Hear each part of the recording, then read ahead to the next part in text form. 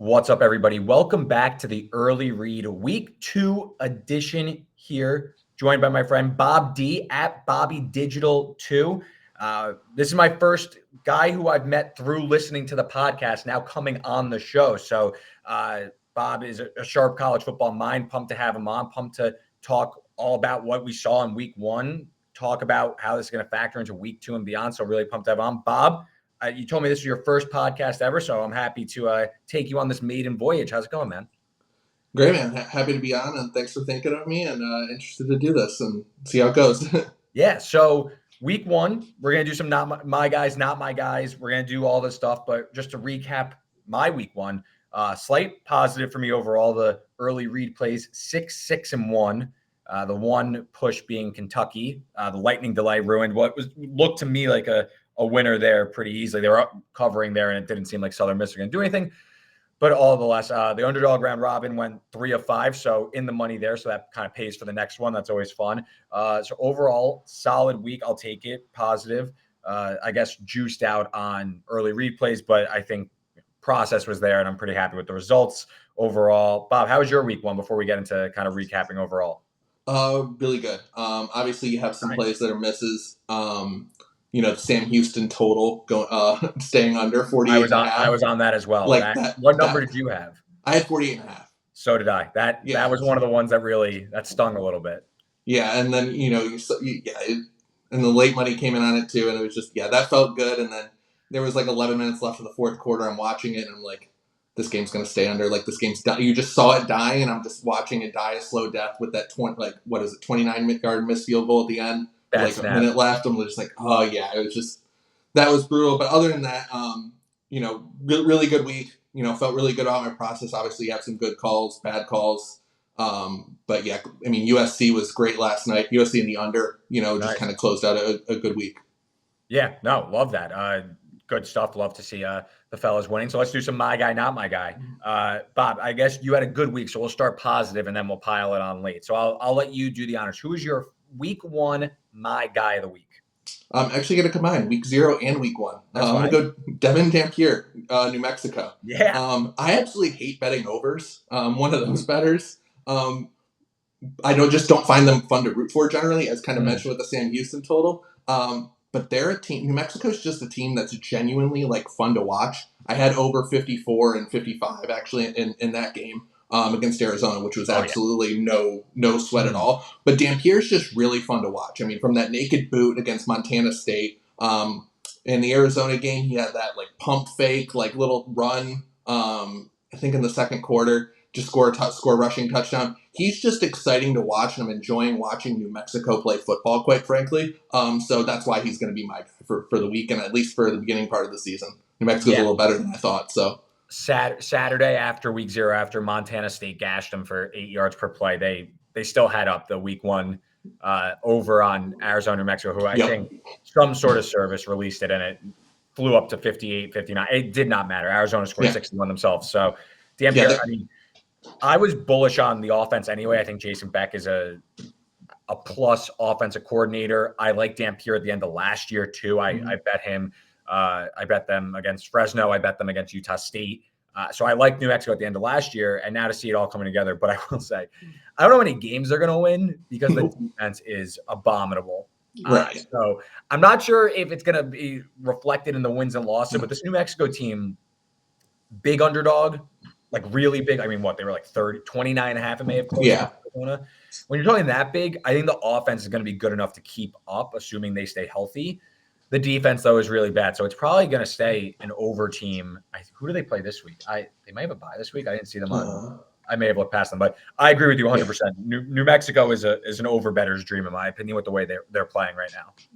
For sure. Yeah. And that pass defense is absolutely brutal, as you saw McMillan tear it up. But right now they're one of their fun team, and they're going to make a screen at some point every week for me while they're playing. Yeah. My guy of the week, this goes to Friday. Troy Taylor of Stanford. I had over 58 and over 60.5 in the game. So I thought Stanford got a little lucky early, but the game, especially first, second quarter, I was like, okay, I think we're going to get this over because TCU's moving the ball. Stanford showing a little bit of life. TCU's doing some dumb things that could probably push Stanford down the field. And game kind of fell into a slog. TCU kind of like playing around in the red zone, not turning chances into touchdowns. And then Troy Taylor started going for it on fourth downs and kicking field goals when they need to get the late cover, and kicker there is good too. So Troy Taylor kicking for, I know it was a spread, I didn't have it, but shout out to guys on Stanford. I would say on Stanford. So shout out to Bob. So happy everybody got it home. TCU probably the far better team, but Stanford, I think right side in that game, not to win, but like to cover the double-digit spread, I thought.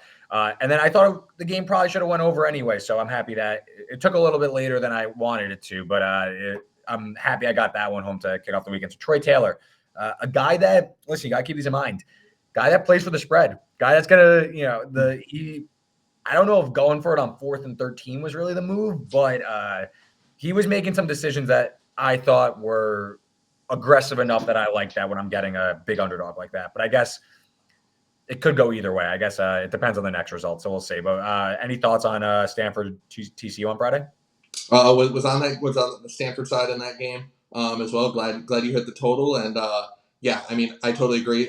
Troy Taylor was definitely on my list for kicking that field goal late, yeah, and whatnot, for getting 10 home there. And yeah, like Stanford this year, TCU was a little better than I thought. I did bet them under the season win total at 7.5 this year. But so that's an adjustment I made. But what about Troy Taylor? Your guy who deserves some flack? We'll go to one of the big games. We went random on we went little G5 on the first one. We're going Connor Wegman. Was on A&M, high on them, over the win total, playoff, to make the playoff, like all that. Definitely felt like I got suckered in. Game of the year against Texas too. So I'm on them in a couple different ways. Didn't mind the defense at all. But Wegman just looked lost out there, quite frankly. I know Notre Dame's defense is like really good. Mm-hmm. I know that. But I still thought that just went even well below those expectations of, I mean, obviously, like I had a ton of under too, which was, no doubt there. And that was bigger position than the A&M side, but just like I just expected more and expected more growth considering the upgrade in coaching staff. Yeah, I was A&M and under as well. I was shifted though. I was heavier leverage on A&M than the under. So I guess smaller loss, but looking back on it, maybe I should have just been safer and taken the under, which is probably the sure bet, because there was much more reason to believe that there was going to be less scoring, even if Notre Dame won. So I guess got to think that they're a little bit better. But yeah, that was a big yikes from A&M. And I know they lost some offensive linemen early in the game, but Wegman, who I was high-ish on, I wasn't crazy about him, but I liked him. Didn't think he was like hearing footsteps by the end of the game. He was lost. I was very just disheartened by this A&M team. I thought A&M was going to win that game, and I thought even at halftime, I was like, I just think A&M is going to pull away in this game. At home, they have the depth, and I guess I underrated maybe the in-game offensive line issues, kind of evening the score with Notre Dame. But that's a gritty win for Notre Dame.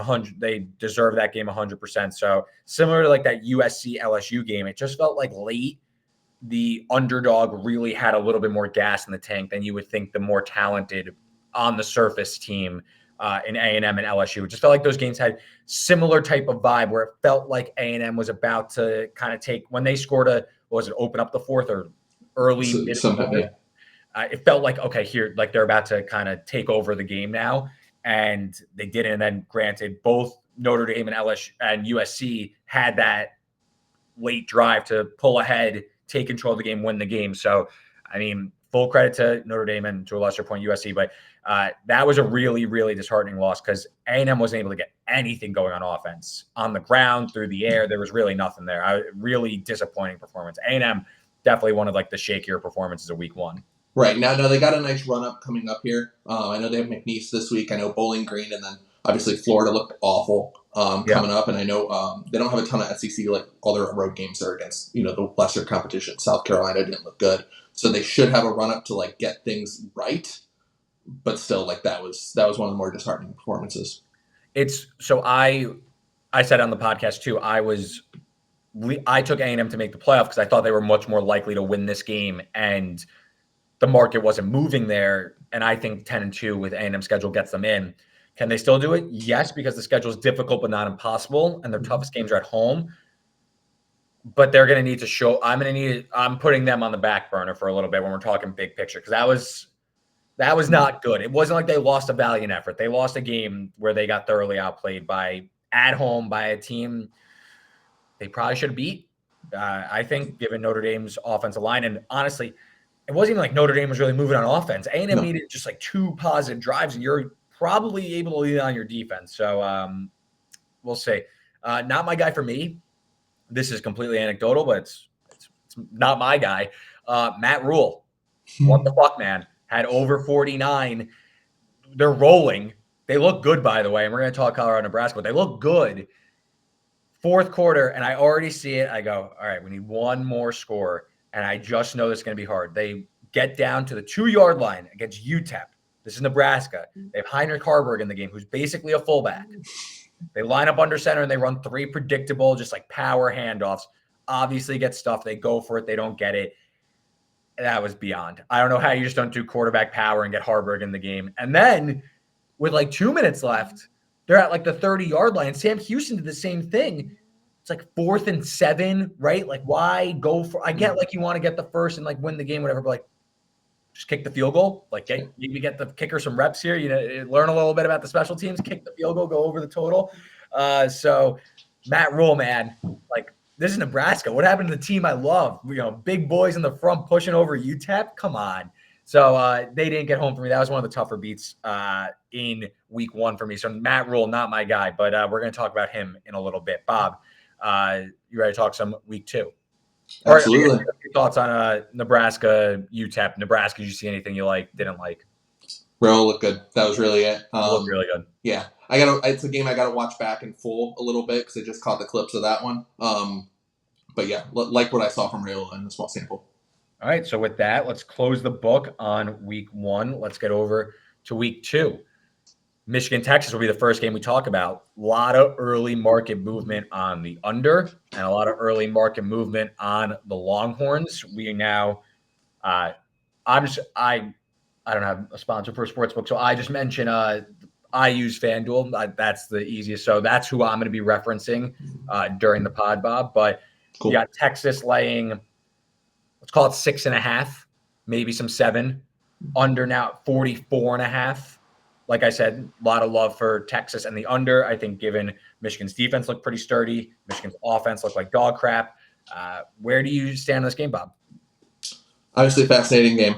Thought it's you're hearing all this today about how more so like Orgy lost the quarterback job than Warren won it, which I just think is an interesting narrative to see kind of after the fact. Michigan's roster obviously isn't set up for that. There's not great wide receivers. The big thing is that my concerns with Texas going into the year.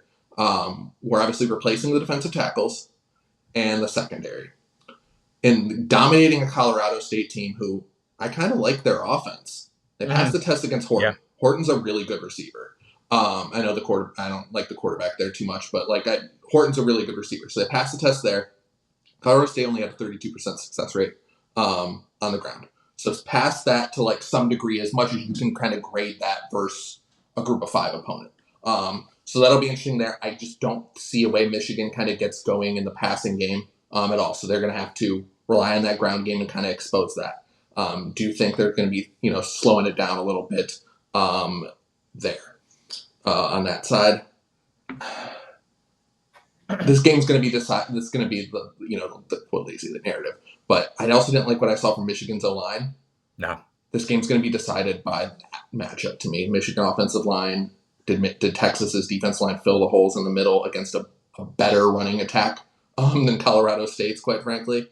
That's going to be where it has. I don't think you could bet or lay Texas now at this number. No. I mean, no one wants to hear this, but yes, I have a Texas summer position that's long gone.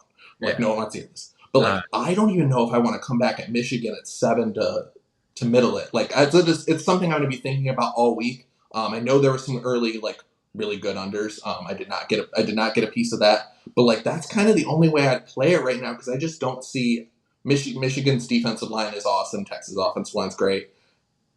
I just don't see too much scoring here, and I know that's going to be what kind of everyone's on, but I don't know if I'll get there. But that's where I'd lean is under. Isn't it first to 20 wins? That's how I feel. Right? Yeah. I think 20 points wins you the game, because if Michigan gets I definitely don't see a world where Michigan's getting to 20. And Texas is in the 30s. I think Michigan, to me, is going to need to pounce probably on a turnover, or they're going to need to win the field position battle. They're going to play slow. They're going to implement the Penn State script. I think based on, I'm all for trying Davis Warren. I get it. It's week 1 against Fresno State. You could try these things.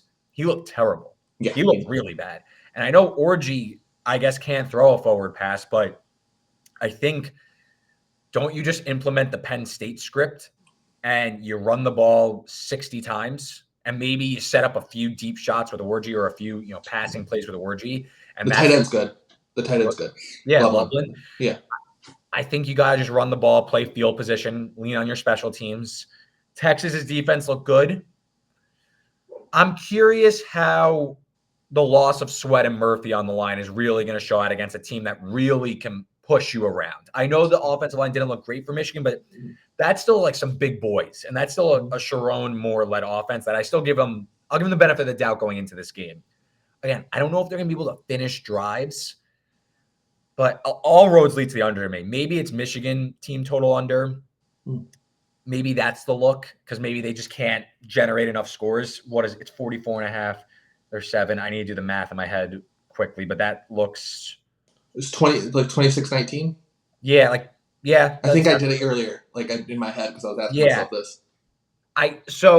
To me, I think it's out on Texas. I can't get there and lay this number. I just find it could happen, of course, but I struggle to get behind them going on the road as a big favorite and beating the defending national champions that still has, I know they're turning over a lot of guys, but they're still have an elite defensive line. They have Will Johnson at cornerback. It's still new pieces for Texas at wide receiver. I just don't know if they're going to open it up in this game, because I remember going into the Alabama game, Alabama's secondary wasn't as good as Michigan's is right now, even with a new look defense with Will Johnson out there. So I don't think you're going to see Texas really open this up. I think they definitely want to avoid getting behind, because then Michigan could potentially lean on their ground game, leverage the field position. All of a sudden, it's 10-3 at halftime or 10-7 at halftime, and Michigan kind of has the momentum and they can maybe win this rock fight. I prefer the total more than a side, but I know I threw a lot at you there, but I struggle to see Michigan's offense really popping in this game. To me, it's a Texas can. Yeah, I guess the more I'm thinking about this, the way Michigan gets to 20 is if Ewers is a disaster. Okay. Does he have a couple blow up plays? I know I'm up and down on him. There's some games I like him. So some games I'm down on him. Does it against an elite defense. Good corners, good defensive line. Defensive coordinator likes to send it. Does he have those blow up plays that, gives Michigan a short field, gets them a defensive score that kind of flips the game, and then that allows Michigan to play to its script? Yeah. Michigan, I don't see Michigan, if this gets to 2 scores, Michigan's not coming back. No. If it's let's say Texas comes out, those first punch, it's 10-0 after 1. That feels like we're it's getting late early in Ann Arbor. Right. It feels like we will have a good sense of this game very quickly. I know that sounds so stupid, but it just feels like there's very binary outcomes here. It's Texas's offense controls the game, or Michigan's defense controls the game, and that kind of sets up how this game is going to go. I don't really I still have some questions about Texas's offense. I imagine they're going to be very good no matter what, but lack of a true running back. I know Jada Blue's very good, but depth can be a concern. Just curious how this is going to go a little bit. Ewers isn't the same player under pressure. I could pull up some of his PFF numbers, but if he could hit a few shots over the top, and we saw him do it against Alabama, maybe that's the difference. But they got speed. They got speed at receiver. I lean under even at this number. It feels like the score line maybe the game won't look the same way, but the score line looks a lot like Notre Dame, Texas A&M, if that makes sense. First half? Yeah. First half under? Yeah, probably. In case something at better numbers, but right now I lean first half because I definitely don't see Texas just opening it up. I think you're going to see field position be a dominant aspect of this, because I remember last year early in the game, Texas went for it at the Alabama 40 or something like that, and they got it and they scored relatively early, if I'm remembering correctly. If that situation comes again, I'm curious if Sark is going to go for it in this one, because I think this setup is way different than the Alabama game, despite them both being week 2 road games. That's like the connection. It's a big game. I think Sark is going to play this one a little bit closer to the vest, because I think he knows he doesn't need that much to win this game. I think he needs to be more opportunistic in this game relative to last year, where, all right, we might need to score a little bit in this one to win. We might need to get into the high 20s, 30s to win this one. This one, I think. You think 24 is good? I think 24 you win. I don't know if Michigan's getting, unless something crazy is happening where there's a big turnover, there's a big explosive play, which of course could happen, but Michigan's offense looked rough. I don't see explosives coming. Yeah. Also, the little bit of perception of last year, Texas going into Tuscaloosa, they were going into the SEC, so wanting to make that that was kind of in a way their first SEC game in a way, if that makes any sense. Yeah. Where they kind of want to, hey, we're coming as well. A little bit I know that's really narrative-y, but just thinking of that, Alabama's a different kind of bully than Michigan is in that sense, even if they're both blue blood programs. So Ewers under pressure.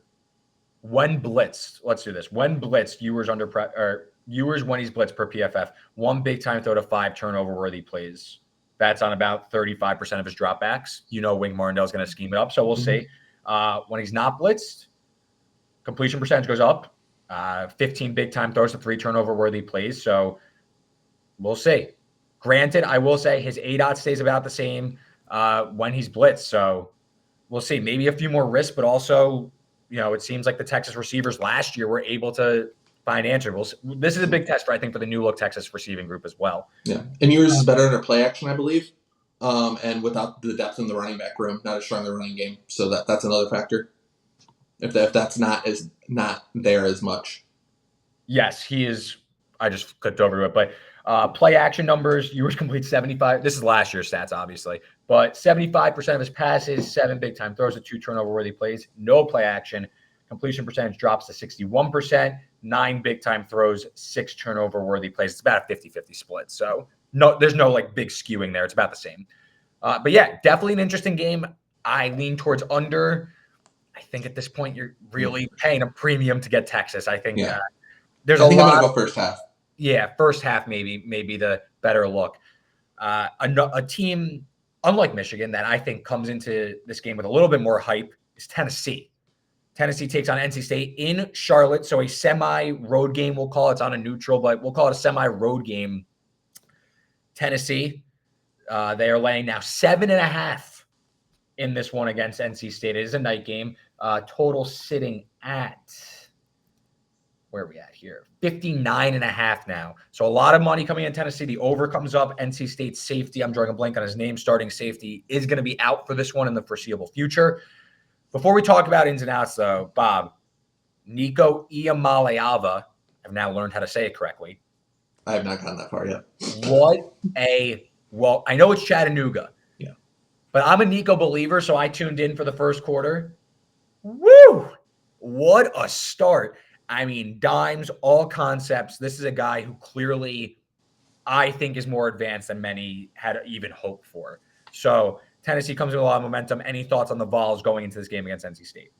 Yeah, obviously you don't take too much from Chattanooga, and that's kind of a theme I know I have is, certain FBS games where just I take absolutely nothing from, other than simple concepts like that. Nico looks prepared, Nico looks good, but actual stat line, I kind of don't care what it kind of looks like in that sense. Yeah. But obviously that was 45-0, and it was 7 minutes left in the second quarter. Yeah. It was just they could have scored 100 if they wanted to. Exactly. One question I have for you to start with this game, with the game being in Charlotte. Obviously, it's almost like a true neutral with Charlotte's right. Raleigh's not far away. Knoxville actually isn't that far away. Like having traveled to that part of the country myself. Like, do you think there's any sort of crowd edge, or do you think it's like a true 50-50? And I'm kind of starting with a question back at you, but like I don't know. That's fine. I don't have any crowd. Like I imagine Tennessee's going to travel for this. Yeah. NC State's definitely going to show up because it's close. If it was in like Vegas, let's just say, I would probably give Tennessee a bump. This one, I wouldn't give NC State a crazy bump anyway, even with them being close. I'm not going to put much stock into it. Yeah, I'm using a 0 right now, but it's something I'm like thinking about. Like I'm just like, okay, who's actually going to travel? Not even half a point. Like very marginal. I don't see it really impacting the game. Right. Yeah. It's one of those like true neutral games. It's not like even Clemson, Georgia, and Atlanta. Like Georgia's right up the road. Like Athens is right up the road. Mm-hmm. USC and LSU in Vegas. Like I know LSU travels, but like that's right up the road for one side. Yeah. So like this is one where it's true, where the travel and the like everything's like truly equal. Like as far as like what fan base will travel. I don't know. That's like an interesting point to me. I think where people are going to start with this one is they're going to start comparing the SEC and how the ACC has kind of started. They're going to see how Georgia dominated Clemson, Vandy upsetting, everyone's kind of ACC dark horse pick, including mine, Virginia Tech.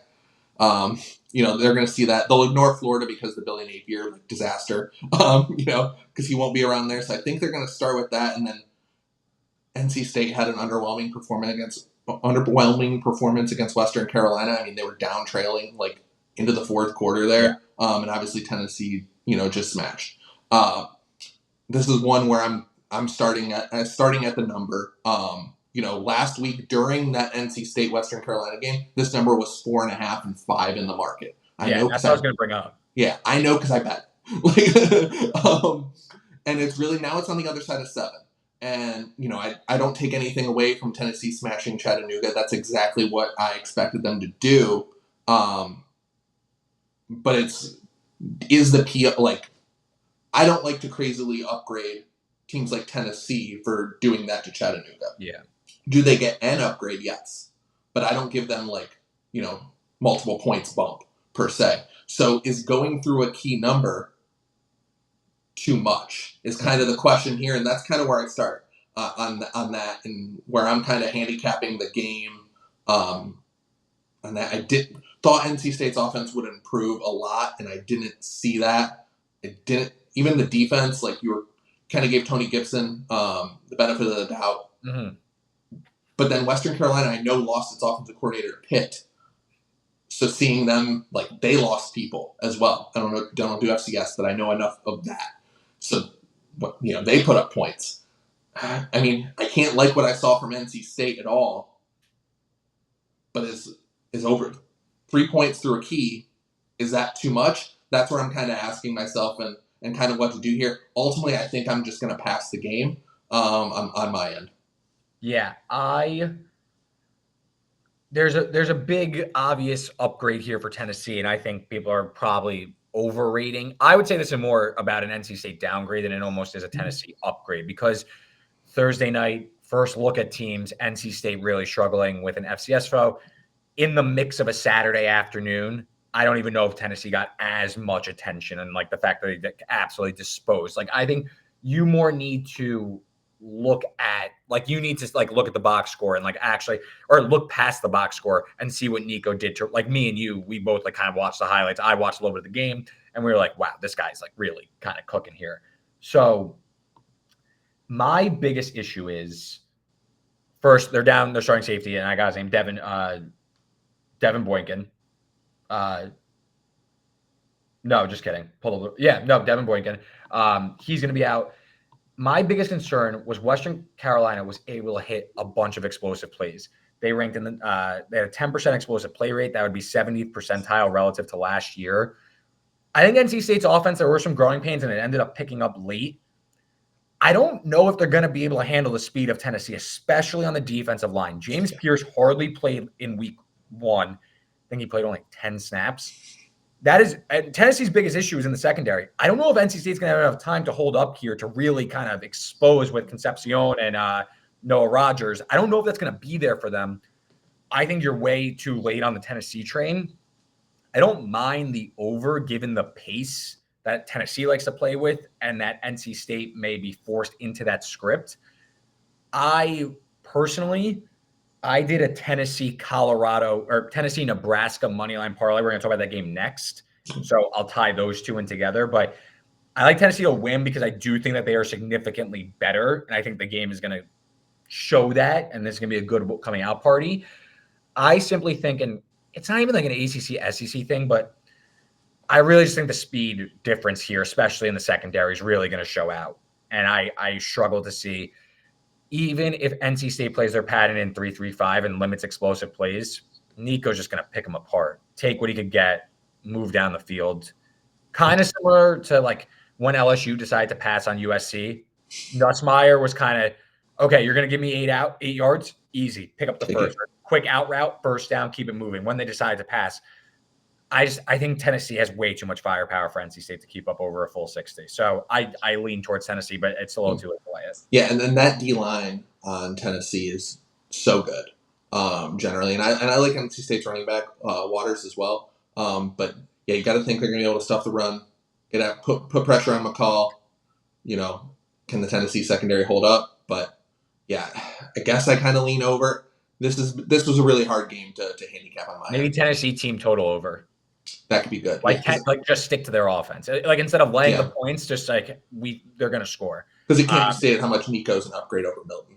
Yeah, it's nuts. Like, it just can't. It's gonna.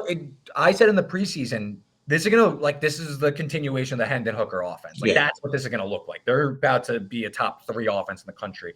Also worth noting, NC State. Not that Tennessee is a super run heavy team, but NC State was getting pushed around on the line against Western Carolina and Tennessee.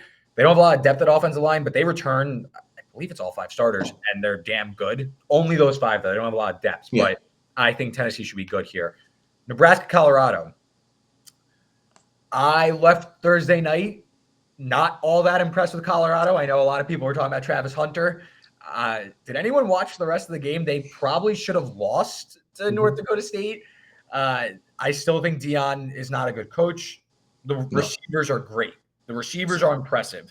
And I'll talk about that in a sec. And the offense is still going to cook, but I don't know. This seems like Colorado's walk, and the market's moving this way.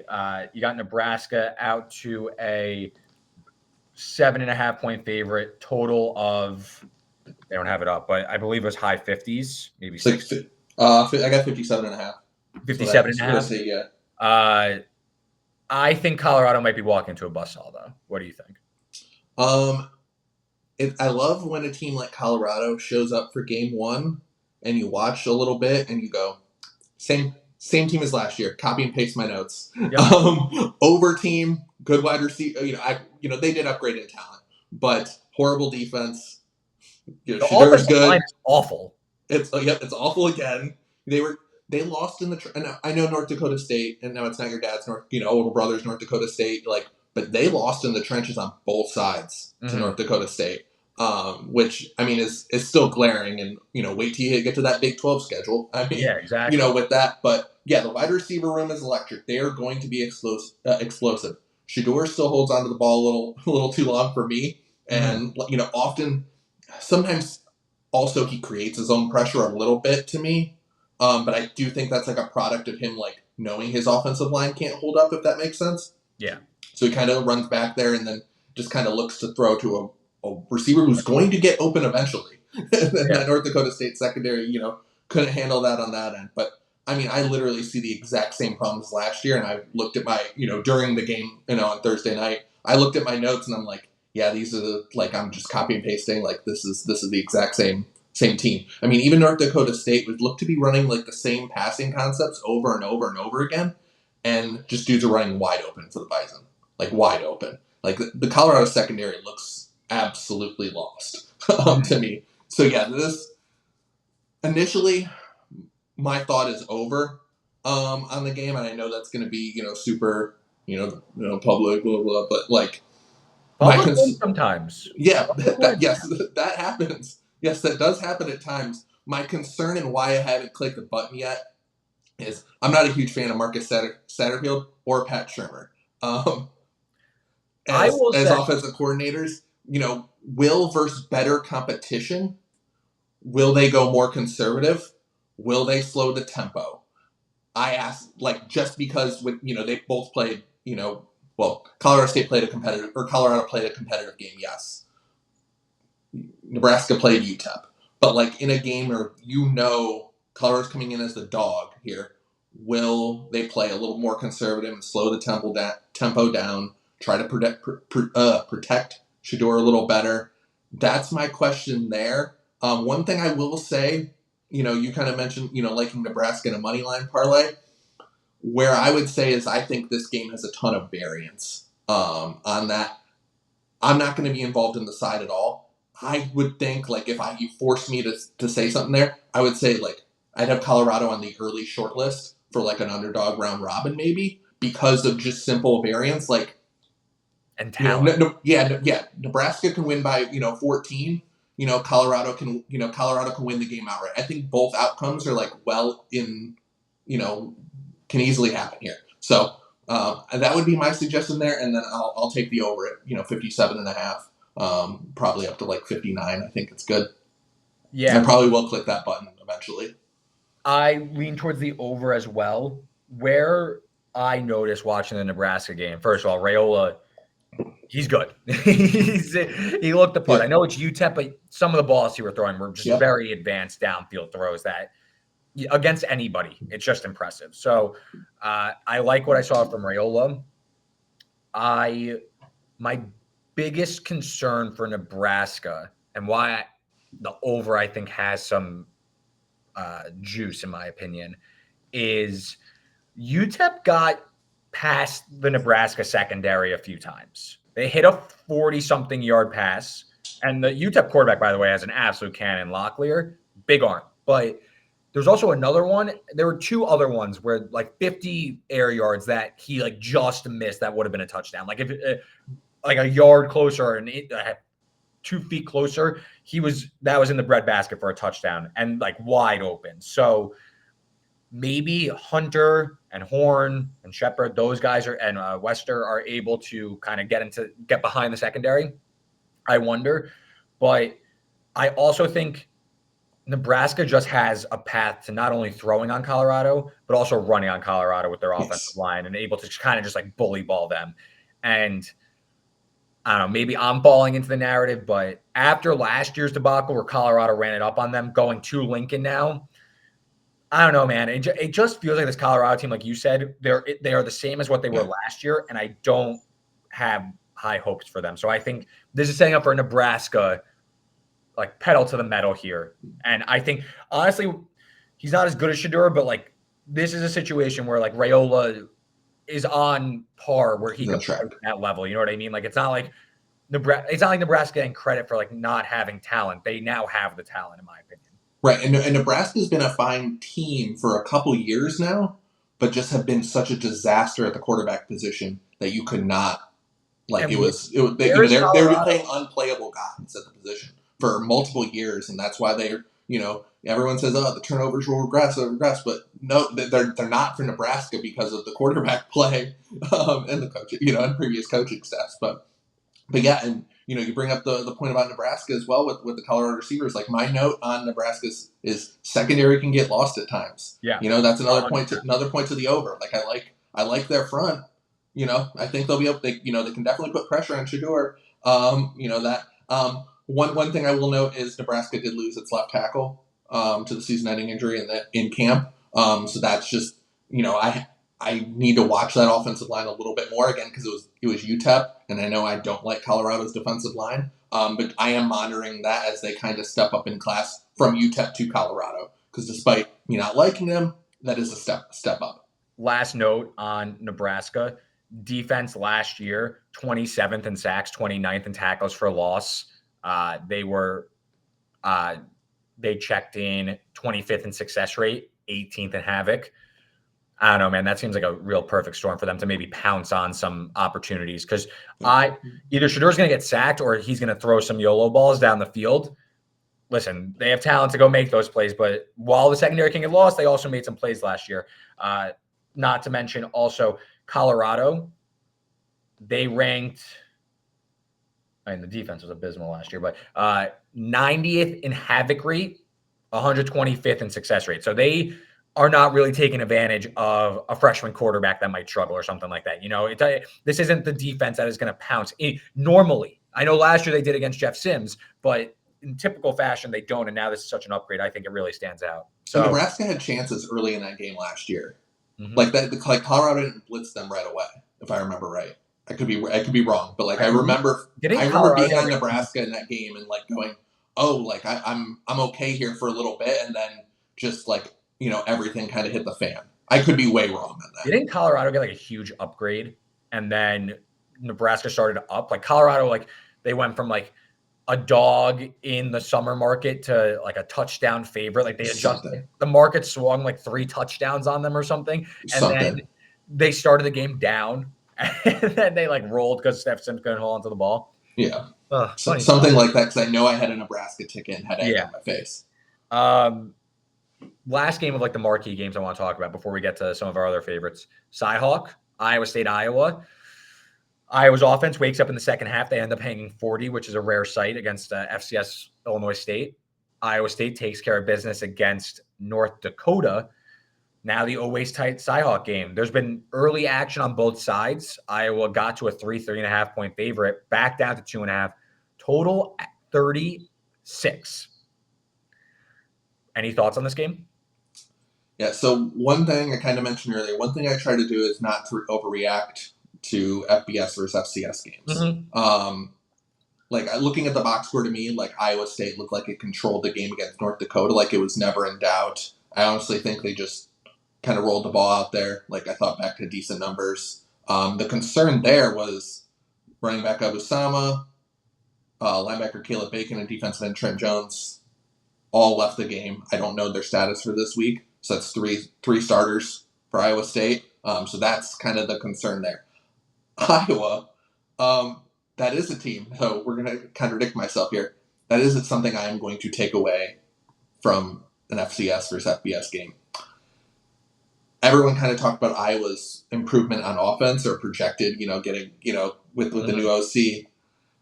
But they actually had pass attempts. And that was something I was looking at. Just raw, stupid counting stats, pass attempts.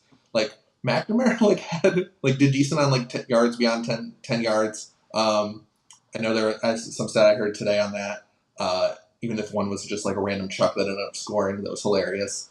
But they actually tried to push the ball downfield, which I thought was oh, that's an improvement. That's something. And they did this revolutionary concept called throwing the ball to wide receivers. They had, what would they do? They matched last year's touchdown total to wide receivers. That's special. All season they had 2 or 3, and then they had 2 or 3 against Illinois State on Saturday.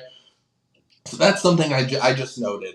Cyhawk games, always seem to come down to the end. We know what Iowa's defense is. That's something, talk about a team. You don't have to think about what their team looks like year to year. Iowa's defense, yep, same thing. Cool, move on. That's an easy note to make in the spring and summer each year. Honestly, if the running back for Iowa State, Sama's going to be out. I like Rocco Becht as a passer. If Iowa's going to attempt more passes, I'm going to say this. If this total gets down to 34, I'm kind of interested in over a little bit. But I want to wait. I don't want to be involved in the sides. I make one thing, my model, my numbers technically have Iowa a little bit north of 3. Mm. But when Iowa, when you get these insane total games that are way low, it doesn't suppress that kind of a little bit. Yeah. So I know it's I'm really going to be a true 3 here, or slightly around there. So I'm not rushing to lay points with Iowa, and I don't know if I want to take it based on the injury statuses of Iowa's 3 Iowa State starters. But yeah, if this total gets kind of bet down because everyone loves to take Iowa unders, I might look to come back on that. Contrarian over in the side. Yeah, and I can't believe I'm saying that, and that's definitely a bet that I'm going to lose and people are going to I'll get a tweet on that, but maybe. But So I went back and looked, and I like Rocco Becht also, but I went back and looked at Iowa State's offense last year because a lot of explosive plays. Yeah. If Sama's out, that's going to hurt. And you're playing probably the best defense you're going to see on your entire schedule right now on the road. I just went back and looked at a pretty simple query. Iowa State played 4 teams that were in the top 50 in yards per play allowed last year. Just pure raw yards per play. They played Texas, Oklahoma, Ohio, and Iowa. In those games, they averaged 14 points per game. And I know that the offense got better as the year went on. And some of those games were early in the year. Ohio was week 2, I believe. Iowa was week 3 or vice versa. So I know that I maybe am being a little too harsh on this, but it just looks to me like Iowa State's offense, they hit explosive plays, and maybe like the Kansas State Snover late in the year is maybe kind of skewing it, but it seems like they kind of like feasted on some bad Big 12 defenses, and when they played like truly good defenses, they kind of struggled. So that's part of it. I kind of leaning Iowa the more I dig into this game. Am I overrating the step forward that Iowa showed against Illinois State? Because that's like what's holding me back from firing on Iowa is maybe this offense still sucks. See, what I would go there is if Iowa wanted to do that, they could do that versus Illinois State. Like that game was 6-0 at the half, somewhere around there. Like they came out passing and scored all their points in the second half. They could have easily, if they wanted to be the exact same, they could have easily just kept running the ball a billion times and got to 15-0. Like they could have easily done that. That's what previous versions of Iowa does. So the fact that they came out passing in the second half, was able to get 40 on the board, like that kind of showed me some improvement and some openness that like they're going to be allowed to pass in a sense. Mm-hmm. So that I kind of do look at that as a really good sign for the Iowa offense in the sense that simply like, again, pass attempts. Like I know that sounds dumb, but no, I agree. I don't have the more I have looked into this game, I know it's very early in the week, but my thought is kind of circling Iowa as a small home favorite, obviously less than 3, but that's something that I have kind of circled, and we'll see if I end up getting there. I don't have I guess this game could go either way. Iowa State I think is pretty good, but we'll see. Is this a game where with the total as low as it is, money line's better than laying 2.5? Is this one like that? Yeah, you think, maybe. Just thinking out loud. Yeah, that could be something. Maybe pair with like one of like the big favorites, like to get the price down, like maybe point favorite, like someone that like that is very confident to win. But yeah, that's some good stuff. Before we get to some of the other games we like and we're circling this week, let me tell you about our sponsor, Rithmm. Rithmm is a sports betting modeling app. It makes life incredibly easy for you. It gets you in on all the action. They have hundreds of different inputs you could use to make your sports betting model today. I use the Rithmm AI generated model for my pressure run model. It went 4-2 on the total last week. Planning to use it going forward and keep tinkering with it. You hear about models on Twitter and on TV all the time. Well, now you can make one with Rithmm. Make sure you use the code in the podcast description below and get started with Rithmm today. All right, Bob. So you sent me a few games you like. I like a few of them too. So that's always good that we hopefully are aligned or we're just against each other. But it makes it easier for us to talk about some of them. So let's start really quick with Mississippi State, Arizona State. Mississippi State, first of all, Mississippi State new coach. They play at a frenetic tempo. They play 2.8 plays per minute last week in Jeff Levy's debut. They hang 50+ on Eastern Kentucky, not a surprise. The real impressive one is Arizona State laying 48 on Wyoming at home. Absolute dump trucking of the Pokes in Tempe. This is a team that was ravaged by offensive line injuries last year, quarterback injuries. It was a year from hell for Kenny Dillingham. It seems like slinging Sammy Levitt is the answer there at quarterback. And this Arizona State team looks a little bit better than expected.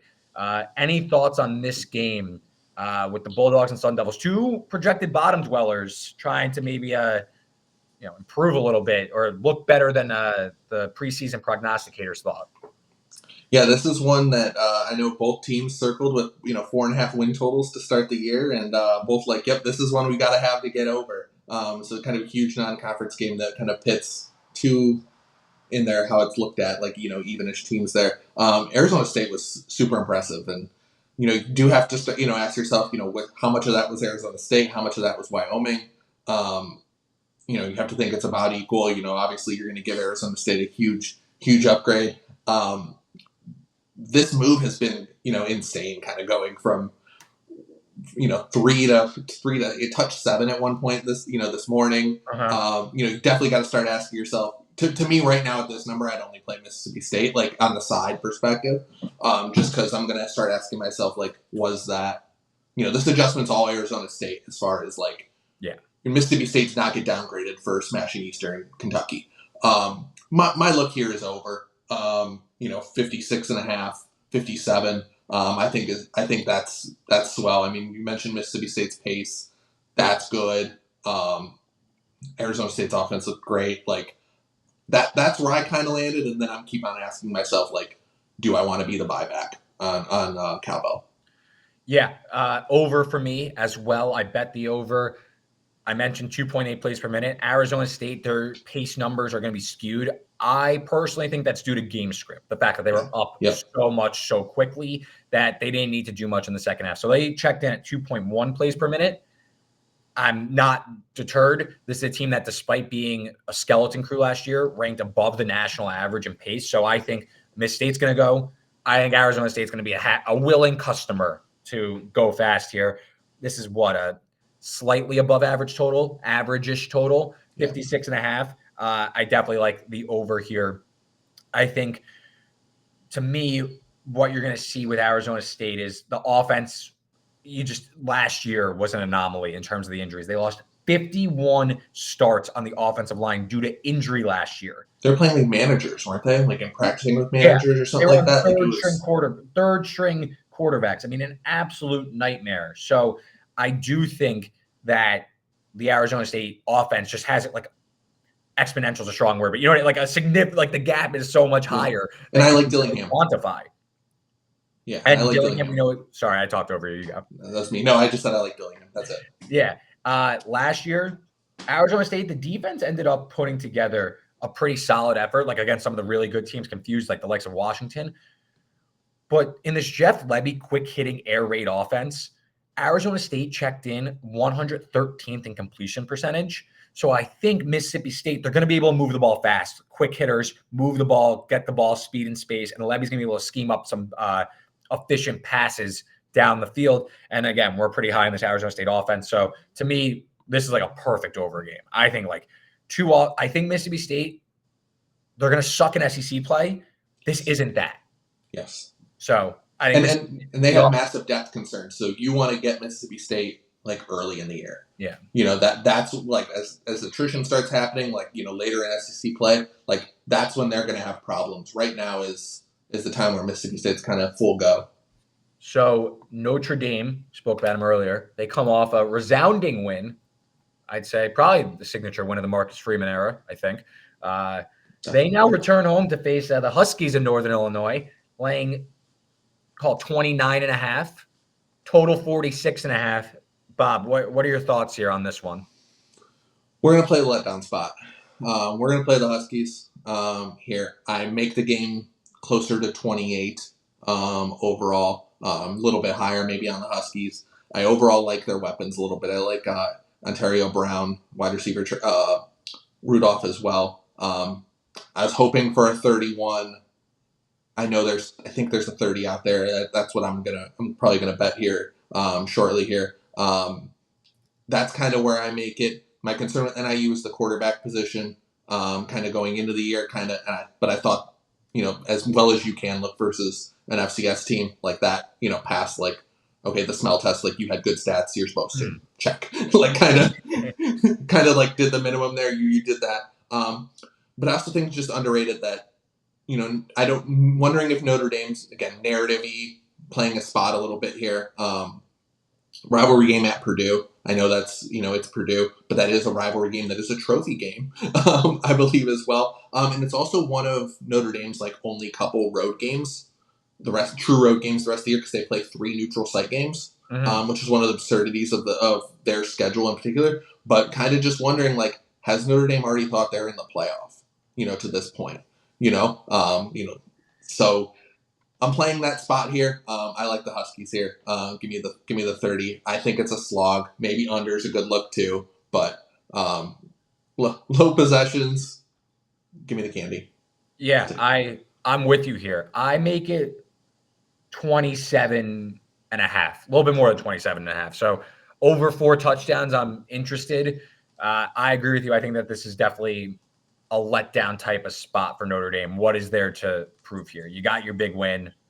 Are they really going to show anything? I would say the biggest concern, and maybe why under is the preferred look, like you mentioned, maybe NIU just like can't move the ball at all. But isn't it if Notre Dame has any injuries whatsoever, like any dings, they're just going to they're going to give the guys the week off. They're not interested whatsoever. And I never like to be like trends guy, because I think trends get lost in the idea of it, like how to like bet a trend. Like people like throw some like random shit out there and it doesn't make any sense. But if you put it in the right context, it makes a little bit more sense on how these teams perform relative against the spread.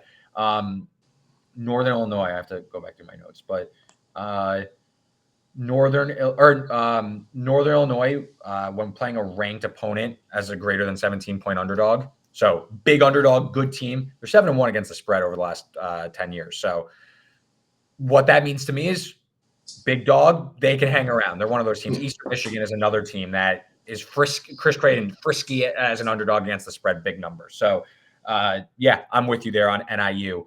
Another game I like, Tulane, Kansas State. I played under here.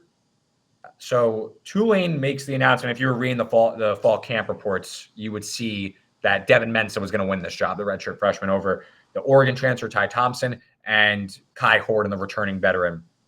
Mensa looked good against Southeastern Louisiana, looked as good as you can. Facing a Kansas State team that's rock solid, not going to give him anything. I think Coach John Summerall is going to lean more on the run game with Matt Hughes, try and keep this on the ground, play a cagey effort, lean on his veteran defense. And this is Avery Johnson's first official start, in my opinion. I don't count the bowl game. He had less than 70 pass attempts last year. Only, now I have to pull him up, but Avery Johnson, he didn't do much last year as a passer. And I mentioned in the My Guy, Not My Guy segment of the year with franchise, not a believer in this guy. I got to see it. Going on the road to face a pretty stout Tulane defense, I'm just not sure we're going to see that all of a sudden. This is a guy, again, 66 pass attempts last year, 3 big-time throws, 3 turnover-worthy plays, completed 56% of his passes. I think it's a big number. I kind of lean towards Tulane with the points. I bet the under myself. I don't know, man. I've been like anti-Kansas State. Talk me out of this. I like Tulane in this game, and I think it's going to be a low-scoring affair. I think that this is going to be a struggle for probably both offenses. I'm actually in lockstep with you here. I haven't bet either, but I think the under is a little bit better than Tulane in the points, but that's definitely my lean here. Also just like a full trust of the coaching staff at Tulane. Yeah, John Summerall and Troy, like you've seen them do it there. They had really good teams there at Troy. Now you're seeing like Troy's drop off as well. And I do think, Houston made a good hire with Willie Fritz, but like that's like it's maintaining here. And I was impressed by the effort against Southeastern Louisiana. The fact that that defense pitched a shutout, like I always just look at that as like, hey, that's a good effort in all situations. Like Sila's not like a complete doormat in the FCS ranks. They're kind of like an average FCS team. I agree on Avery Johnson. Also, Kansas State, like generally from a talent composite standpoint, like isn't like up there as far as like the most raw talented, teams. They did take a step back on the offensive line. They were an elite unit last year. So just kind of how does that look? I'm not going to take too much from how the offensive line looked against UT Martin. Tulane does have a good defensive front. Like that is the strength of the team. and we don't trust Avery Johnson as a passer. One thing of note, too, that I looked at when looking at box scores is Avery Johnson only had 3 rush attempts last week against I think UT I think that was on purpose. Right. So I totally agree, but I'm wondering how, what do they consider Tulane? I know Tulane beat them a couple years ago, I believe, when they went to Manhattan. But I'm just kind of curious, does that get turned up? Does that affect Avery as a passer in that game if they kind of just focus on that? But again, I think that's the strength of Tulane if they actually run him more.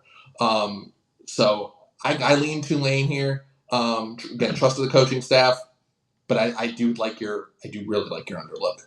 Yeah. So under 49.5 for me in Tulane. Again, I just got to make Avery Johnson show me. I don't think Tulane is going to run out like a full Devin Mensa experience in this game. I think they're going to probably keep it on the more conservative side, try to drag this game as the home underdog, drag into deep waters. Looking at that Kansas State UT Martin box score, again, you don't want to take too much away from it because it's Kansas State versus UT Martin in week 1. But Kansas State, negative 0.26 EPA per dropback, 21st percentile relative to games last year for Avery Johnson. They didn't really open up much, but they weren't efficient doing it. So I just think first road game, first true start in regular season play with stakes, I think this is under. I think it's going to be a really cagey effort where winners in the mid-20s, and I think Tulane can hang around here. So I took the under, but again, like Tulane on as like with the points, especially if it gets back to 10, that's like something I'm very interested in. Yeah, 27-20 kind of game. Yeah, I completely something like agree. that. Yeah. So I don't know. I always like kind of give myself fits on like take the side, take the total, which one is it? But I think there's more avenues to the under with both teams winning. Kansas State could suffocate Mensa. Maybe Mensa's like in over his head and they're not really ready for this. So that's another way to do it. Another game on your radar, Sam Houston UCF. Interested in your thought on this one, because depending on where the market goes, I have an opinion. Yeah, so I did bet some Sam Houston earlier today. It's okay at 21.5. I just was impressed with Sam Houston was a team out, so I'm over the win total. I was high on them going into the year. This is definitely a carryover of that a little bit, because in upsetting Rice, they showed me exactly what I wanted to see from Sam Houston. The offense came out and was well more than competent here. The offense was not that last year, and I do trust the defense that defense and coaching staff. That's a good unit. Held Rice to 14, and that's a team that was returning a ton. So even though I didn't like them holding Rice to 14, they did. But yeah, didn't like that. UCF crushed New Hampshire. Yeah. Again, another FCS versus FBS blowout game. I did not like what I saw from KJ Jefferson in the passing game. We expected that running game to be dynamic. It is going to be. I fully believe that. But I don't know if you can just, fully hand it off against them. Maybe you can. But I just think Sam Houston can stay within 3 touchdowns here. Give me the Bearcats with a K. So, as we spoke about the Sam Houston-Rice game, they hit a few explosives. They had a pick 6 that helped get them there. I'm not sure the offense is it's better because it can't get worse. It is better. If this goes back under 21, I think I'm in on UCF. From a pure just speed for 60 minutes, they could maybe break this one open. And I do wonder if Sam Houston gets into a negative game script, how's that going to go? When they're not, because again, Sam Houston, I think it was 17-0, early second. They went up really quickly. They hit an 80-yard bomb, and they had a pick 6 for 60 yards. So they were playing from ahead the whole game. So I wonder if UCF's able to get up 14-0. Does Sam Houston have any sort of bounce back firepower to stay in this one? So that would be my concern with it. Yeah, I definitely wouldn't take it below 21 or even the flat 21. I definitely need the hook here. I would say that. So don't hate that from that perspective at all. Just concerned about KJ in the passing game perspective, and then I also don't like Ted Roof either. So that give me faith in the Sam Houston offense. So I'm curious your thoughts. Another one where I kind of toyed with the side end total. I ended up on the side here. Arkansas goes to Stillwater to take on Oklahoma State. They're a 7.5-point underdog. The side seems a little large, I think. favorite towards the Pokes. And listen, I'm like an Oklahoma State guy. I bet they're over win total. I think they're really good. I was playing them all last year when they went on this run. And I wouldn't even say I'm an Arkansas believer, but it seems like a lot of points to be laying against an SEC foe at home where you can win relatively comfortably because you're the better team, and you could win by 4, 6, 7, whatever, and you can still cover your spread. Arkansas, to me, they played Arkansas Pine Bluff, so you can't really take much away from it. But Taylor Green looked comfortable. Jaquindon Jackson looked healthy. I know Armstrong, the senior wide receiver, is a little dinged, and he's going to be questionable for this game. But Oklahoma State only outgained South Dakota State by 6 yards, and they won by 24. They kind of pulled up early, and it was garbage time for most of it. But South Dakota State, what did I have in my notes? They were, I believe it was 3 for 13 on third down and 0 for 4 on fourth down. Yeah. So the late game variance or late down. Late down variance. And again, South Dakota State was able to move the ball. So was Oklahoma State. But again, this isn't 3. This isn't you got to win the game. This is Arkansas needs to show a pulse and they can stay in this game. I don't know. I find myself really interested in the Razorbacks here. I bet 7.5 myself. I bet 8, 7.5. Obviously, still good to me, but I think that this is a little too many points to lay. I think this is gonna be back and forth throughout. This is a game. I'm not going to offer too much here on this one. Really don't know what to do with it. Kind of can play, kind of all sides on that one. Again, I take nothing from Pine Bluff. They're a bottom 10 FCS team, but Arkansas looked good and vibes were very good from what you hear out of camp. I believe they went 10 for 10 they scored touchdowns on like every drive, literally every drive. So I do like seeing that. Late downs, South Dakota State wasn't great, but I also give Oklahoma State like a lot of credit for beating and, controlling the game against South Dakota State to make it to where they can kind of pack it in a little bit. Like I give them credit for that. My main interesting note that I have on Oklahoma State that I'm kind of just monitoring, they legit never take Ollie Gordon off the field. He still took all the carries in a game they won. They won on the scoreboard by 20. They won comfortably. But it's just reminding me of like the Titans with Derrick Henry, where they just literally never take him off the field. And it's just something I see to where if he gets dinged at any point in the season, like what does that room look like beyond him? Like it's just something I'm paying attention to on that. I don't have anything side or total here. I think it's a fantastic data point for both teams. Is Oklahoma State a real contender? Is Arkansas competent? Can you take anything away from the game against Pine Bluff in that, or was that just the glorified preseason scrimmage? I got nothing here. I can't hear you. No, that's on me. I was on mute. Okay. I ended up going Arkansas overtaking the over. Final. I just find myself siding with Arkansas being able to keep up in Bobby Petrino's offense. Oklahoma State not being super reliable as a big favorite, I would say. Again, I know they just blew out South Dakota State, but if this was week 1, what do you think the spread would have been? Forget like what you make it, but like what do you think like week 1 matchup at Boone Pickens? What do you think the sign total will be? Probably would have been like 6.5. You think so? That much? Maybe, yeah. Because I think I would have went a little bit lower. They would have been favored, but yeah, not down. No way. Yeah, no, I think that, yeah. Like to me, I think Oklahoma State's getting too much of an upgrade. In my That's opinion. fair. Because this is still a defense that ranked bottom 15 last year in explosive pass and run rate. If there's a guy that can exploit you, it's Bobby Petrino. And their DC's super young. Like he doesn't like. I don't love the defense on Oklahoma State at all. So yeah, they have a ton returning, and they're returning production darlings. But that was not something I love there. I don't like Bowman either. So it's just like we'll see. That's why I know I can't lay it with them at all. I have no interest in that, but I also just don't want Arkansas because I didn't have a good opinion of them going into the year, and the vibes were really good, so I was kind of getting conflicting things there, and I kind of just want to see it, and this is going to be the test. Like, this is a game that absolutely I'll be locked in on. They are an early round robin candidate I think that's fair. Yeah. I think that's totally fair. What about Louisville, Jacksonville State? Interesting game. Yes. Louisville, they fucking destroyed Austin. I know it's Austin P, but they fucking decleated them. They took no prisoners there. Yeah, and that was one where they looked so the part that it was just kind of like, oh, okay, like they're super talented. And the good news is, last I checked, it is game 2, so Tyler Shuck is still healthy.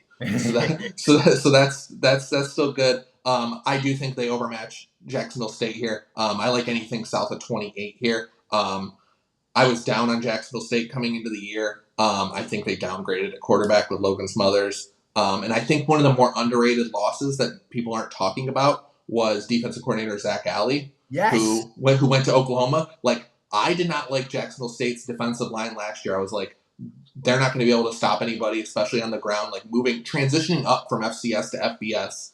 And that defense was like awesome, like in the front, and like they had all these good rush metrics, all that. And I'm just like, wow. And by the way, someone noticed he's the DC at Oklahoma now. So like, I just think you're heading this massive downgrade there, and a one at quarterback. I mean, that game against Coastal was ugly, and I was on Coastal in that game. Pretty nice in week 1. Yeah. But like, yeah, I thought that was a big red flag, and I know there is some market agreement as well with, I know some Noah Service, I think, gave out Jacksonville State like under the win total, kind of preseason as well. And we saw some back and forth with the Coastal Jack State line, like, on game day and all that. I just think Louisville smashes here. So that's one I'm going to lay the big number here, because I just don't think it's fully noticed yet. You're still giving Jacksonville State credit for being, a solid team, and I think they're average at best. So in Conference USA terms. I agree with you on the Louisville side. I have written down team total. It's going to be what, like 42.5, 43.5? I think just team total. I think they can name their number. And Jacksonville State's pace is only going to help Louisville get more possessions and run it up. So to me, I was team total over, but like complete agreement for me. The drop off from Zach Alley, who's now the DC at Oklahoma, can't be understated from this team. Jacksonville State last year on the defensive side of the ball, they were amongst the top 10 in terms of sacks and tackles for loss. They were absolutely elite at generating havoc. They showed none of that against Coastal. And Zion Webb is a bad passer, but was dynamic enough. What they were trotting out there at quarterback last Thursday was really, really grim. So I think the Jacksonville State team is really in trouble. And they lost their running back too, which I thought I had in my notes that like I think they'll be fine at the position just because of Rich Rod. Mm-hmm. But like I didn't like that versus Coastal at all. And I'm not. Coastal's also a team like I wasn't particularly like high on. Like in that case, like I was just taking more than a field goal against Jacksonville State. But like I thought they'd be able to. They'll be fine. Running back. I do think it's downgrade quarterback, but I was like, nope. Like I might be wrong there too. But like was fine with it. But yeah, I don't like anything I saw about Jacksonville State. I do think that's like a real week 1 takeaway that I have. Yeah, no, 100%. I have a lot more, but I have 2 more I want to ask you about. Right. One of them, ECU Old Dominion. So ECU, if you listen to the American preview, team I'm high on. I think they're going to go over the win total. If you listen to the Sunbelt preview, Old Dominion, team I'm low on. I think they're going to go under the win total. Market opened a pretty interesting number at ODU as a favorite. Okay. That was incorrect. ECU is now a favorite. I still think below 3, you can bet ECU. I think ECU is good here. I don't even know. I make it 7.5 ECU, and I might even be generous in terms of what I'm rating the Pirates. I'm way on ECU here. I think ECU, the new offensive coordinator, was aggressive. I know Jake Garcia, who won the starting job, was a bit questionable with the ball. 3 interceptions against Norfolk looks bad. I watched the game highlights. One of them was the third play of the game. He just missed the D tackle, stunning out, and he picked it off. He threw it right into his hands. Mistake. And then another was thrown into double coverage. He mentioned after the game, he goes, I can definitely be better. I haven't played a real game in basically 3 years. So I think there's something to that, and I think he could improve on that. I'm high on the offense. The defense was still absolutely filthy, and they were filthy last year. ODU, the defense looked the part against South Carolina. I'm not going to put too much weight into that game because South Carolina, I think, you're getting your best effort, right? You're playing an SEC team. You're going to bring that. You're going to bring everything there. And also South Carolina looks like they're in more disarray on offense than we had maybe thought ahead of time and really one-dimensional. I think ECU rolls here on the road. Anything under 3 is good with me. Totally agree on the side. I don't make it quite 7, but I know it's aggressive too. Yeah, but I am north of 3. Yeah, but less than 7. But yeah, no. That opener, that soft opener was aggressively wrong. I definitely like ECU under 3. The other note I have on this is I bet the over at 51 and a half. I think it's good till like 54, 55 even. Both these teams ran a ton of tempo, actually. Even Old Dominion did. ECU, by the way, had scored 42 points against Norfolk State. I think they had like 6 turnovers, and still put up a ton of points there. I think the ODU defense was more of a Logan Smothers issue than an ODU defense. You mean Lenore Sellers? Sellers, yes. Sorry. Yeah. Sorry. You got your bad quarterbacks mixed up. Yes. So sorry about that, but yeah. I thought that was more of a South Carolina issue. I had notes that I don't like the Old Dominion secondary, from preseason as well. So I like the over here. So I'll kind of pitch that as well. I agree with you with your thoughts on the East Carolina side, though. Okay. 2 more we're going to get to, and then we'll probably have a lengthy recap of what we got here. Trust me, this is what I love, though. I love just like kind of, there's so many games to get to that it's just good to like kind of just churn out, even if it's a thought on one of them. But UNC Charlotte. I believe Biff Poggi was sandbagging his injuries. Did not matter because they ran out of gas in the second half, and they ended up losing by double digits to James Madison. I watched the majority of the game. Charlotte's D looked good, man. And Max Brown, it was up and down, but he made some plays. I'm curious your thought on this game, but I think Charlotte, I'm not leaving them for dead just yet. Yeah, I didn't do anything on the side here. I'm under 48 and a half. Pretty good here. Okay, I think that's a good look. So obviously they lost Max Johnson. So they'll be a little bit more one-dimensional. I like UNC's weapons, but I don't know if they can pass. So the concern here is, the running back just kind of just dominating them. I didn't like what Charlotte did on offense. Like I like the quarterback, but like all that. I just think unders here, and I don't think, again, speaking about coordinators here, I think Jeff Collins is a huge improvement for UNC. I'm still a little bit worried about the tackling there, but yeah, I really like under 48 and a half here. I think that's good for quite a bit. I think you're going to see a conservative game plan on both sides, so that's where I'm at here. Who's UNC got on deck? Anybody? Let me pull it up. Just curious. That's always like an interesting thought. Just like, are they going to be even more conservative than usual? They also mentioned Criswell might get some reps in front of Connor Harrell. They're going to be run first as hell, though. Oh, yeah, for sure. North Carolina, NC Central. Oh, no. So FCS opponent. But that might be where they really Then James Madison. Though. Yeah. Okay. North Carolina's schedule is so easy. But yeah, I love the under here. I think that's one of my favorite plays. I'm actually like surprised it hasn't moved yet. Maybe that's a me problem. Last one from me. Kansas, Illinois. A lot of market love for Kansas. The early market was heavy Kansas, then Circa dropped what seemed like a light number and went back up to where the early market was. So got like 5.5, total 55. I kind of lean towards Illinois. I haven't bet it myself yet, but I know last year Kansas kind of ran circles around Illinois. I personally think that this Illinois defense is better, or this Illinois team in general is just better than last year. I like Fagan, the running back, the offensive line. That was the big buzz of the summer for Illinois. I know it's Eastern Illinois, but it seemed like that looks all right. Luke Altmaier looked better. Again, we're taking an FCS game, but we know he's talented enough. He was a backup at Ole Miss. And the defense to me just looks so much improved, and I think it could only get better. This just feels like a really big number for Kansas to lay on the road against Illinois. I make it – what am I at? I make it definitely inside – where am I? Kansas.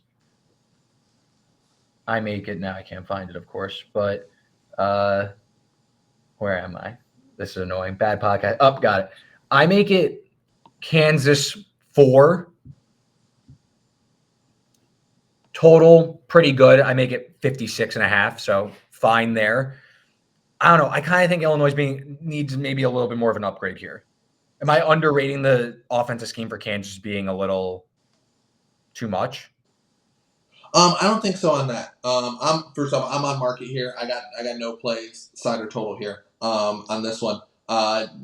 My note here is, I think they had a slow start against Lindenwood. So they actually came out and smashed them. Like I remember I made a joke with a buddy about the Missouri game and the Kansas game. Like they both finished with 35 first half points, but start off a little slower, and all that. So that's something I'm monitoring. I mean, we saw the impact, a team we didn't talk about today at all, Penn State, of Andy Koldenicki going to Penn State and how that offense looked, and love everything there, by the way. So I admit I did not watch 1 second of Kansas and Lindenwood. But I am interested to watch this game because I want to see the impact of. I think this is the first time Leopold and Koldenicki aren't on the same staff, so I want to see if that offense looks a little bit different.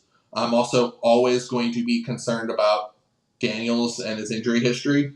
I'm always tentative to bet Kansas games because they don't have the Jason Bean emergency button anymore.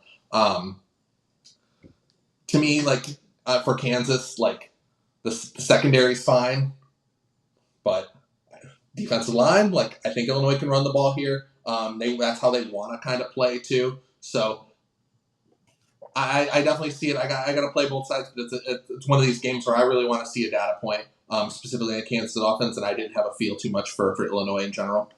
Yeah, I'm interested to see how this goes. It just feels like a lot of points. I haven't played it myself, but I don't know. Last year, I know Illinois kind of got whooped in Lawrence.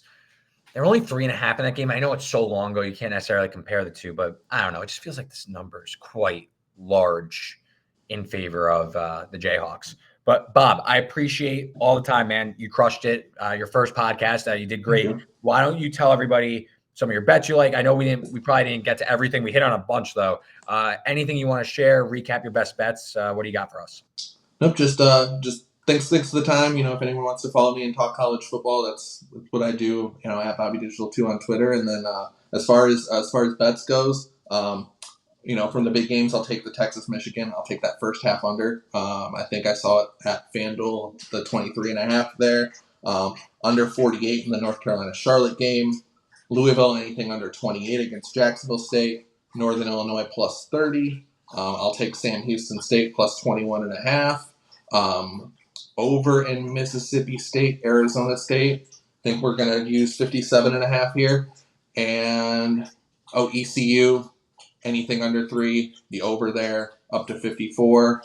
And you know what? You'll convince me. I'll put in that Tulane under as well. So yeah. I'll add that to the card the second we stop recording. Yeah. I got a few more. I got a few more in there I got to share because I don't know. We're all about volume here. So here we go. I got a lengthy one. So for me, I'm Texas first half under with you, Bob. We'll do that one together. 23.5. Arkansas plus 7.5. NIU plus 30. ECU, we'll call it 2.5. Arizona State over 57.5. The Tennessee-Nebraska money line parlay, that's minus 107. Tulane under 49.5. And then I got, and you could comment if you like these two as well. Cincinnati Pitt over 59. That's a lot of tempo there. And I think Satterfield will be a willing participant there. And I also I played 3. You can get 3.5. I'll track 3 on Army. Give me the Service Academy as an underdog. Last word, Bob, on those two, and we'll get out of here. I actually agree. I agree with you on both. Have bet Army, have not bet the Pitt game yet. But yeah, those would be leans on both sides. Awesome, Bob. You can add those for me too. Yeah, throw them in there. Bob, I appreciate the time, man. You were great. Big thank you to Rithmm, our sponsor. Big thank you to Fans First Network, who powers this podcast. You can find all the plays below in the Google Doc. They're updated as the show ends and is posted on Tuesday morning. Follow me on Twitter at Reed Wallach. You can follow him on Twitter at Bobby Digital, the number 2. And the betstamp RW33 for all the plays. Until Thursday morning with the underdog round robin. Enjoy.